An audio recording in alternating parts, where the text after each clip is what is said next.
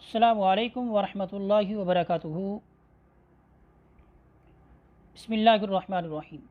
الحمد للہ رب العالمین، الصلاۃ والسلام علی سید الانبیاء والمرسلین۔ اللہ تعالیٰ کے فضل و کرم سے ہم نے متن البیقونیہ کے اسباق کا آغاز کیا ہوا ہے، اور آج ہم سبق نمبر 19 شعر نمبر 21 اور 22 جس میں حدیث شاذ اور حدیث مقلوب اور اس کی دو قسمیں ہم پڑھیں گے۔ تو آئیے پڑھتے ہیں۔ قال الناظم رحمه الله سبحانه وتعالى ونفعنا به وبعلومكم إلى أن قال وما يخالف ثقة فيه الملا فالشاذ والمقلوب قسمان تلا إبدال راو ما براو قسم قلب إسناد لمتن قسم۔ حدیث شاذ کس سے کہتے ہیں؟ وہ حدیث کے جس میں راوی جو ہے وہ اپنے سے زیادہ ثقہ کی جب مخالفت کرتا ہے، اس کا مخالفت کرنا اس کی حدیث کو حدیث شاذ بنا دیتا ہے۔ وما يخالف ثقة فيه الملا فالشاذ، وہ حدیث کہ جس میں راوی اپنے سے زیادہ ثقہ کی مخالفت کرے اسے کہتے ہیں حدیث شاذ۔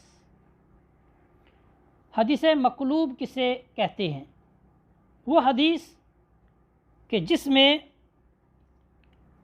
راوی جو ہے وہ سند کے اندر یا متن کے اندر تقدیم و تاخیر وغیرہ کر کے ایک لفظ کو دوسرے لفظ کی جگہ لے آتا ہے، تو اس کا ایسا کرنا حدیث کو حدیث مقلوب بنا دیتا ہے۔ قلب کہتے ہیں ایک شے کو اس کی اصل سے پھیرنا۔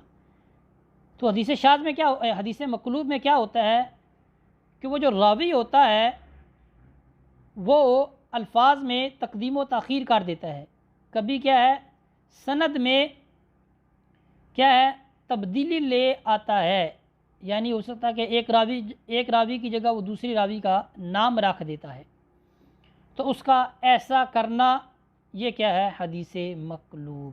اس کی دو قسمیں ہیں۔ ابدال راوین ما براوین قسم قلب اسناد لمتن قسم۔ پہلی قسم کیا ہے؟ ابدال راوین ما براوین قسم۔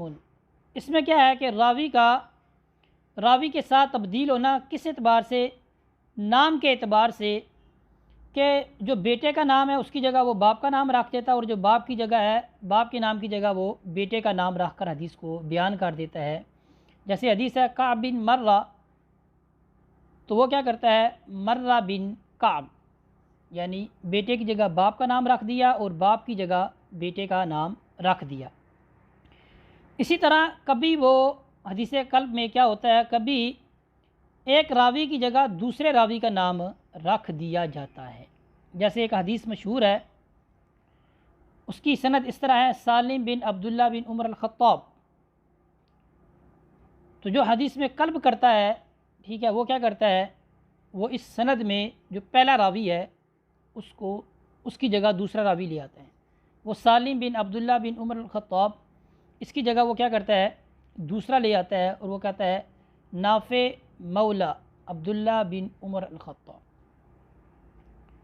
تو یہ کیا ہے حدیث کی پہلی قسم، کہ جس میں راوی کا راوی سے تبدیل ہونا، یا تو نام کے اعتبار سے، ٹھیک ہے، بیٹے کی جگہ باپ کا نام رکھ دیا یا باپ کی جگہ بیٹے کا نام رکھ دیا، یا کیا ہے کہ سند میں جو راوی آ رہا ہے ایک راوی کی جگہ دوسرا راوی رکھ کے باقی سند کو اسی طرح بیان کر دیا جاتا ہے۔ تو اس طرح کا حدیث میں ہمیں ملنا یہ کیا ہے حدیث مقلوب کی پہلی قسم کہلاتی ہے۔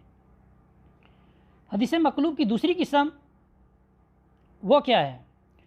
اس میں یہ ہوتا ہے کہ ہمارے پاس ایک حدیث کی سند مکمل آتی ہے، اور اس کا جو متن ہوتا ہے اس کی جگہ دوسرا متن رکھ دیا جاتا ہے، یعنی الفاظ الحدیث یا عبارت حدیث کوئی اور رکھ دی جاتی ہے، ٹھیک ہے، سند آ رہی ہے لیکن اس کے آگے جو حدیث ہے اس کی جگہ کوئی اور حدیث رکھ دی جاتی ہے، یا اس کے برعکس کہ متن حدیث وہی رہتا ہے لیکن اس کی جو سند ہوتی ہے اس کی جگہ پوری سند کوئی اور رکھ دی جاتی ہے۔ تو یہ کیا ہے حدیث کی دوسری قسم، جس کو کیا مصنف نے فرمایا قلب اسناد لمتن قسم. تو اس طرح ہمارا یہ آج کا جو سبق تھا حدیث مقلوب کے حوالے سے وہ مکمل ہوا. ہم اشعار کو دوبارہ پڑھ لیتے ہیں. وما يخالف ثقة فيه الملا فالشاذ والمقلوب قسمان تلا ابدال راو ما براو قسم قلب اسناد لمتن قسم. اسی پر اکتفا کرتے ہیں. وصلی اللہ علی سیدنا و مولانا محمد وبارک وسلم وصلی علیہ والحمد للہ رب العالمین.